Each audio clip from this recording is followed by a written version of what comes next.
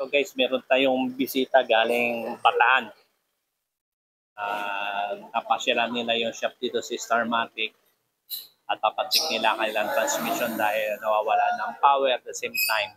Pag nagbi-blink, kailangan niya papahinga at saka sinabi nila, pinacheck na rin nila sa iba to. So sa ngayon sir, sa ngayon sasalangan natin to ng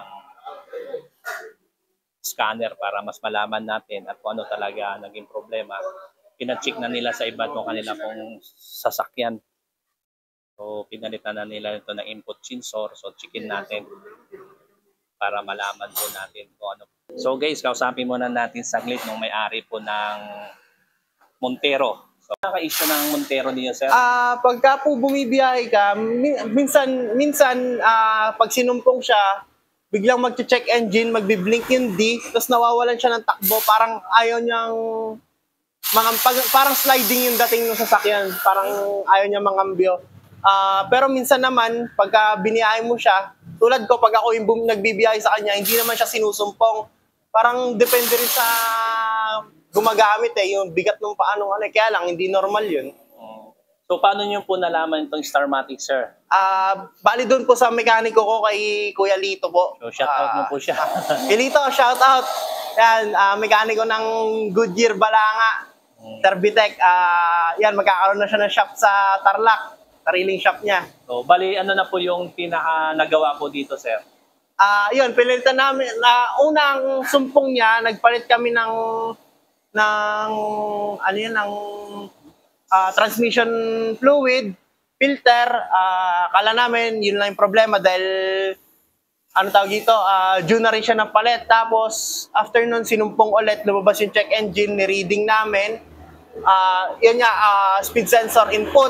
Kaya lang, neto ulit, sinumpong yun. Kaya dinala na namin sa Starmatic. So, ngayon po, tignan po natin, i-scan po natin kung ano po yung maging issue po. Sige po, sige para mas malaman natin kapag siya po ay naka-scan po. Sige po. Tignan natin, ha.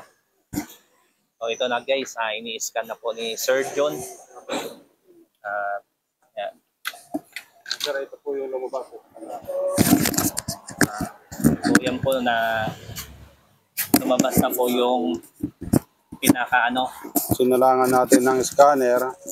Ito, napalitan na pala nila sir ng input sensor. Pero after nila napalitan, okay at bumalik din po yung problema na. Sinalangan natin ng scanner. Ito, lumabas yung sa scanner.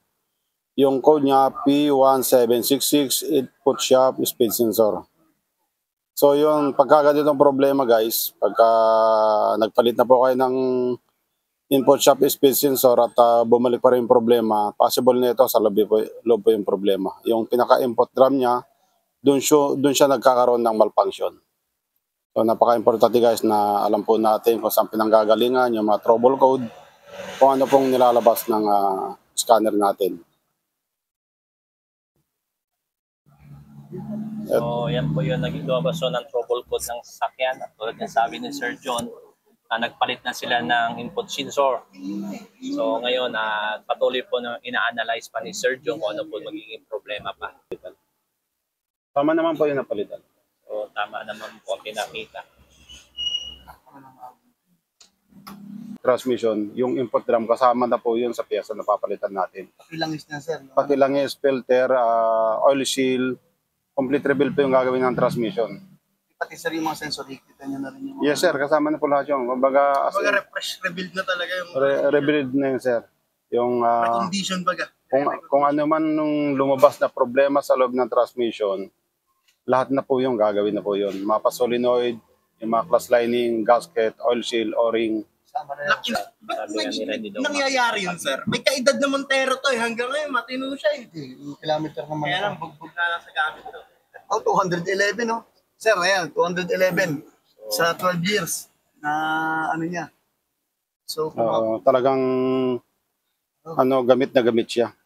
Hindi na pala kayong logi. Sa akin, sir, kung yung isa ko kasi sa akin, sir, 4 na taon lang, 70,000 Talagang ginagamit ng sasakyan. Pagka nasa garahe, sayang ang bili. Bibili mo ng mahal, tapos di mo gagamitin. Ilan po yung nakaparo sa inyo, sir? 1 year warranty po yan. Yes, sir. 1 year warranty po tayo.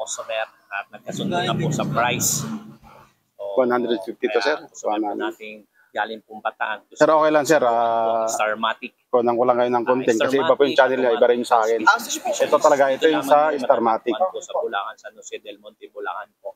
At may telephone po dyan, pwede nyo akong kontakin o Facebook page namin ay Starmatic para malaman po ninyo kung ano po magiging issue at chinicheck po natin ang bawat mga ginagawa po namin dito na mga automatic transmission.